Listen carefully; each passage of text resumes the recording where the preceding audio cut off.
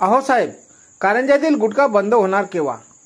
कारंजा शहराची ऐतिहासिक शहर म्हणून देशात ओळख आहे.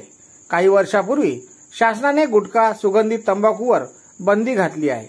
मात्र कारंजातील गुटख्याची तडाखेबंद विक्री पाहता गुटखा बंदीचा आदेश हा केवळ कागदापुरताच मर्यादित राहिला आहे की काय, असा प्रश्न सध्या उपस्थित होत आहे. कारंजा शहरामध्ये सर्रास गुटख्याची विक्री होत असून जिल्ह्यातील इतर गावांसह जिल्ह्याबाहेर सुद्धा गुटखा पुरवला जात असल्याची चर्चा आहे. सध्या शहरातील अनेक दुकानांसमोर, पानटपरीसमोर गुटखा खाऊन खाली पुड्याचे ढिगारे दिसत आहे.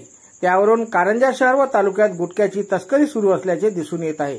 राज्य शासनाने राज्यात गुटखा बंदी केली आहे. मात्र कारंजासह जिल्ह्यात सध्या मोठ्या प्रमाणात अवैध गुटख्याची सर्रास विक्री होत असल्याचे दिसून येत आहे.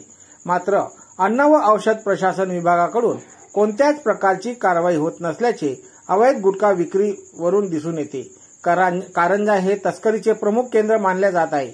हा गुटखा दुचाकी आणि चारचाकी वाहनातून मोठ्या प्रमाणात येत असल्याचे नागरिकांचे म्हणणे आहे. तस्करी करणारे वाहन हे कारंजापर्यंतच येते. तेथून जिल्हाभर गुटख्याचे वितरण होत आहे. त्यामुळे गुटख्याची छुप्या विक्री अव्वाच्या सव्वा भावाने होत आहे. यावर आता निर्बंध कोण घालणार, हा प्रश्न निर्माण झाला आहे.